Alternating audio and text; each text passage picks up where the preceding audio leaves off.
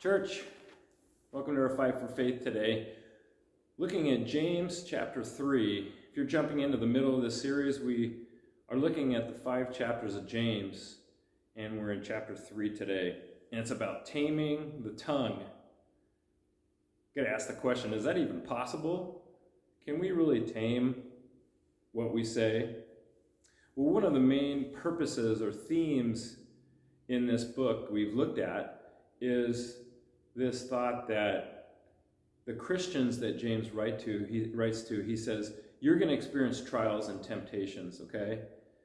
It's all about what you do with those things, because it's going to develop perseverance and it's going to involve maturity in the end. And those are some of the things that we know are going to take place. But it's all on how we handle it, how we walk by faith during those trials. But the tongue, what are we to do with it? As someone who talks a lot, it is difficult for me to tame my tongue. And I try an awful lot, but I often fail. How about you? Do you struggle with keeping a tight rein on your tongue? Does it overtake you sometimes? Have you did the so-called foot in your mouth? I have so many examples. It would take more than 5 minutes to give you those. But do you find yourself having a hard time listening when people talk? And you can't wait to talk. You can't wait to insert something. Maybe you're adrift during the conversation as people speak. James urges us as Christians to listen first, being all the while careful of what we say when we do have an opportunity to share. That's a good word. You know, a few takeaways from our chapter is, first, as a teacher or a leader, I would say, know that you will be scrutinized more strictly because you have followers. And that's really launches into this conversation about the tongue. Being careful of what we say as teachers and leaders. Secondly, being on our guard against what we say, how we use our tongue or our speech.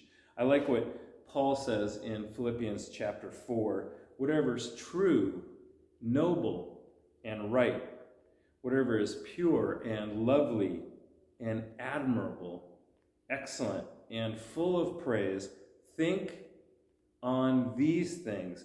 Share these things with people. Express them and their thoughts.